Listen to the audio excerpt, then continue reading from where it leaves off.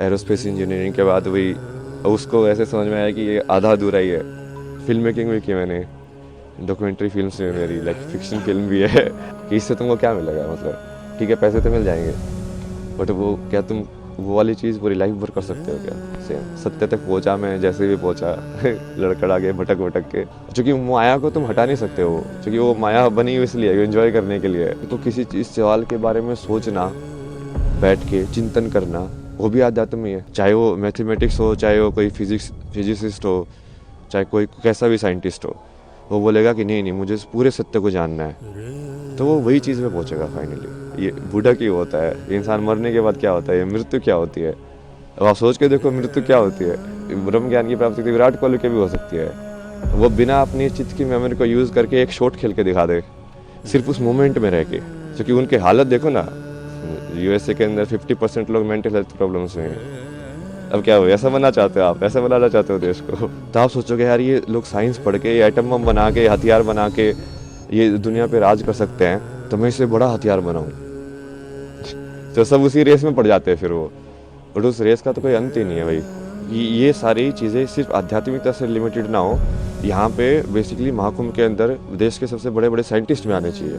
वो इसरो के साइंटिस्ट वही बैठ के तुम डिस्कस करो ना विज्ञान को। जैसे इस सवाल पहले मुझे कुछ पूछा ना कहाँ से आए हो, तो उसको बहुत सारा जवाब देता था मैं। कभी बोलता था कैलाश से आया हूँ, कभी बोलता था मैं कुंड से आया हूँ, कभी बोलता था यहाँ से आया हूँ। बट फिर मुझे समझ में आया कि ये जो आप जो पूछ रहे हो उसके हिसाब से तो ये पूछ रहे हैं कि अभी इस शरीर का जन्म कहाँ से हुआ है। तो हाँ उसका वो तो हरियाणा में जन्म है मेरा, हरियाणा में झज्जर जो ज़िला है, तो स्कूलिंग वगैरह वहाँ से हुई। फिर उसके बाद पढ़ाई के लिए जैसे जेई वगैरह एग्ज़ाम की तैयारी की, तो तैयारी करने के बाद फिर मुंबई गए, आईटी मुंबई, एरोस्पेस इंजीनियरिंग के बाद वही उसको ऐसे समझ में आया कि ये आधा अधूरा ही है, कि इससे तुमको क्या मिलेगा, मतलब ठीक है पैसे तो मिल जाएंगे बट वो क्या तुम वो वाली चीज़ पूरी लाइफ भर कर सकते हो क्या? सेम अब वो लाइफ भर यदि नहीं कर सकते हो मतलब तुम उब जाओगे उस चीज़ से। तो मेरे को वैसा चाहिए था लाइक पूरा जॉब, लाइक हाँ ऐसी चीज़ मुझे मिल जाए जो मैं करता रहूँ, बस मज़ा आता रहे, लाइफ चली जाए पूरी। और उसकी खोज में तुम निकलते गए, फिर जैसे मीनिंग ऑफ लाइफ तुम ढूंढते रहते हो, यार ये लाइफ का मतलब क्या है, मुझे क्या करना चाहिए, आगे बढ़ते जाते हो आगे बढ़ते जाते हो। इसमें बहुत सारे ऐसे रास्ते आए, बहुत सारी चीज़ें हुई बीच बीच में, यहाँ वहाँ मोड़ आए बहुत सारे, धीरे धीरे आके फिर तुमको वही फाइनली वही तुम ऐसे ही देखते हो कि जो होना होता है वो वैसे ही होता है। तो वैसे ही हुआ, सत्य तक पहुंचा मैं जैसे भी पहुंचा लड़खड़ा के भटक भटक के। फिर उसके बाद अभी तो जैसे फिर उसको समझ में आया कि अभी जो भारत का जितना भी ये वैदिक जो ज्ञान बोलते हैं या पुराना जो संस्कृति ज्ञान बोलते हैं, वो सारा का सारा उसी के ऊपर डिपेंडेंट है। मतलब अपने जितने भी हैं ये नाट्य शास्त्र या जो भी बनाए गए हैं, वो सब आध्यात्म को केंद्र बिंदु लेके बनाए गए हैं। सब राग जो डिज़ाइन हुए हैं, म्यूज़िक से लेके परफॉर्मेंस लेके, फिर रहन सहन से लेके, फिर जो जो परिवार का जो विधि है, शादी का विधि है, संस्कार जो होते हैं बच्चों के सारे ये उस चीज़ को केंद्र बिंदु लेके डिज़ाइन किए गए हैं। पूरा सिस्टम पूरा जो जैसे आश्रम की व्यवस्था थी पहले कि हाँ ब्रह्मचर्य आश्रम होगा, गृहस्थ आश्रम होगा, तो वो पूरा वैसे ही उन्होंने बनाया है कि अब इस माया में तुम कैसे डिज़ाइन करो कि वो आध्यात्म वाला जो कनेक्शन है वो बना रहे, कि लोग खो ना जाए ज़्यादा। क्योंकि माया को तुम हटा नहीं सकते हो, क्योंकि वो माया बनी हुई इसलिए एंजॉय करने के लिए, उसको जीने के लिए।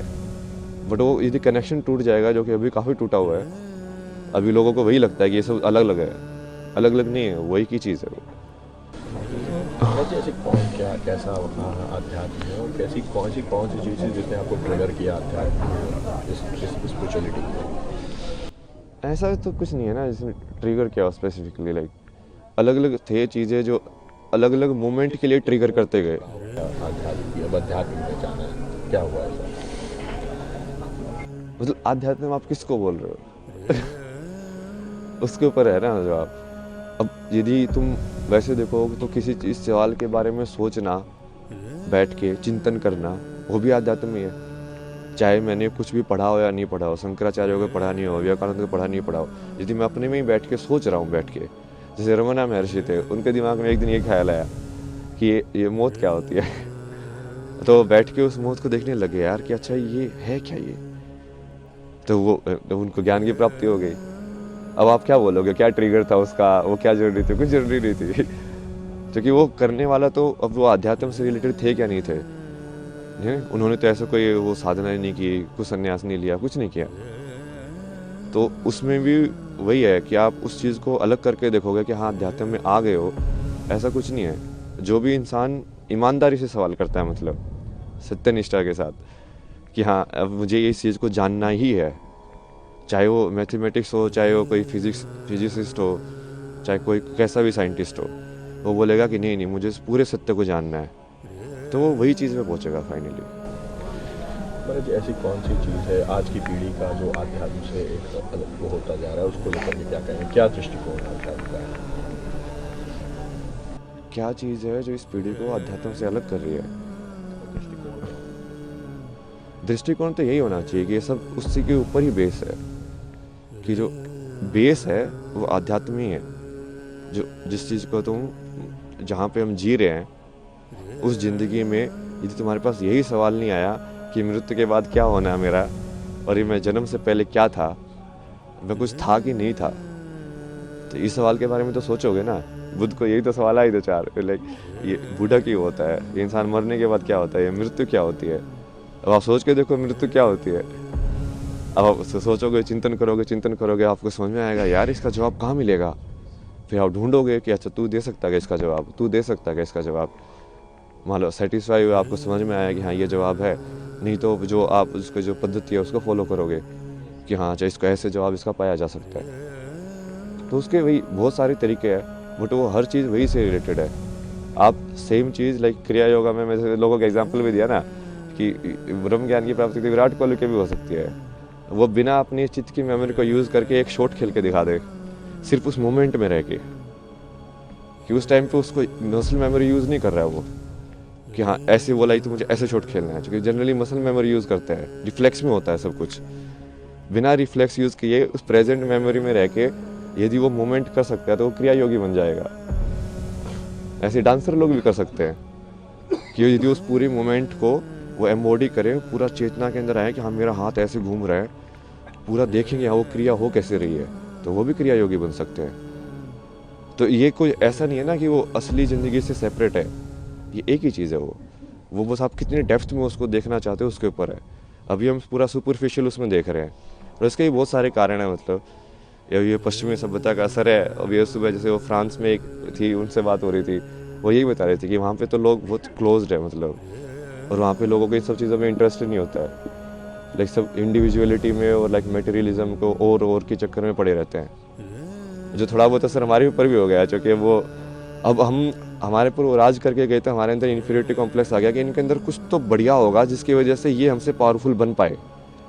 तो हम फिर वो चीज़ को उसके पीछे पड़े हुए कि इनके पास जो था हम भी वही चीज़ सीखें ताकि वो चीज़ रिपीट ना हो। लेकिन वो सही अप्रोच नहीं है, क्योंकि उनके हालत देखो ना, यूएसए के अंदर 50% लोग मेंटल हेल्थ प्रॉब्लम्स में हैं। अब क्या हो, ऐसा बनना चाहते हो आप, ऐसा बनाना चाहते हो देश को? विदेशी जो होते हैं वो आध्यात्म की ओर आ रहे हैं, हमारे यहाँ आ रहे हैं, लेकिन जो हमारे लोग हैं वो कहीं ना कहीं विदेशी परंपरा को अपना रहे हैं, ऐसा क्यों? यही है ना, उसकी वजह से हो ये। अब जैसे आपके ऊपर मान लो कोई आपसे ज़्यादा ताकतवर है, तो आप सोचोगे यार इसके पास ऐसी कौन सी शक्ति है कि इसको ज़्यादा ताकतवर बना रही है मेरे से, तो आपका भी रुझान उसी की साइड होगा। तो आप सोचोगे यार ये लोग साइंस पढ़ के, एटम बम बना के, हथियार बना के ये दुनिया पे राज कर सकते हैं, तो मैं इससे बड़ा हथियार बनाऊँ। तो सब उसी रेस में पड़ जाते हैं फिर वो, बट उस रेस का तो कोई अंत ही नहीं है भाई। मेरा जी एक और क्वेश्चन है कि ऐसा क्या था अध्यात्म में जो आप इस ओर आए, इतनी सरल जिंदगी छोड़ के इतनी कठिन जिंदगी में आने का निश्चय किया? किस तरह का परिवार में क्या इसमें रिएक्शन रहा आपका? नहीं, इसकी चॉइस नहीं होती ना। रियल में आप देखोगे ना, बहुत सारे लोगों की यदि जीवनी कहानी पढ़ोगे तो आपको समझ में आएगा कि ये चॉइस होती ही नहीं है वो। क्योंकि तुमको यदि वो चीज़ की तरफ रुझान है ना, तो तुम इस लाइक उसको चीज़ तुमको खींचती रहेगी अपने साइड, उस लाइक वो बुलाती रहती है कि हाँ, अब तुम जाते रहते हो उसके साथ एक के बाद एक। तुम चाहोगे कि नहीं मैं फिर से लाइक इस चीज़ में जाऊँ मेन स्ट्रीम में, बट वो होगा ही नहीं, तुम खुशी नहीं रहोगे। अब तुमको हमेशा ऐसे लगता रहेगा यार नहीं यार ये मेरे लिए नहीं बना है, ये मेरे लिए नहीं बना है, तुमको कुछ और करना है, तुमको कुछ और करना है। किस तरह की जॉब थी मेरे, क्या जॉब थी आप? जॉब तो बहुत सारी अलग अलग टाइप की किया मैंने। लाइक अभी जो लास्ट जॉब थी वो तो इसमें थी UI UX के अंदर, ये ऐप्स वगैरह डिज़ाइन करना, वेबसाइट डिज़ाइन करना, इसका फ्लो वगैरह डिज़ाइन करना। उससे पहले जैसे इसमें भी काम किया मैंने, ये ट्रैवल फोटोग्राफी या डिसोर्स करके एक प्रोजेक्ट है IIT बॉम्बे का, गवर्नमेंट स्पॉन्सर प्रोजेक्ट था। उसमें बेसिकली वो डॉक्यूमेंट करने के लिए इंडियन आर्ट्स एंड क्राफ्ट और हिस्ट्री को, तो उसके थ्रू ऐसे मैं बहुत जगह पे घूमा, बहुत सारी चीज़ें डॉक्यूमेंट किए मैंने, पुराने टेम्पल्स लाइक पेंटिंग स्टाइल्स और ये सब। उसके बाद जैसे इसमें भी काम किया मैंने, मैगजीन्स वगैरह में, फिल्म मेकिंग भी की मैंने, डॉक्यूमेंट्री फिल्म्स में मेरी लाइक फिक्शन फिल्म भी है बहुत सारा कंटेंट है भाई। महाकुंभ को लेकर के क्या संदेश देंगे, किस तरह की व्यवस्थाएं लगी आपको, क्या? व्यवस्था तो सही है। अब उसमें मेन जैसे मैं तो ये चाहता हूँ ना कि ये सारी चीज़ें सिर्फ आध्यात्मिकता से लिमिटेड ना हो। यहाँ पे बेसिकली महाकुंभ के अंदर देश के सबसे बड़े बड़े साइंटिस्ट भी आने चाहिए। वो इसरो के साइंटिस्ट वही बैठ के तुम डिस्कस करो ना विज्ञान को, और वो बोलो उन बाबा को कि तुम्हारे पास ज्ञान है तो तुम इस चीज़ का भी जवाब दो तो वो जब चीज़ें मिलेंगी तभी होगा एक साथ वो, कि वो तभी वो समझ में आएगा कि हाँ ये चीज़ें तो जुड़ी हुई हैं।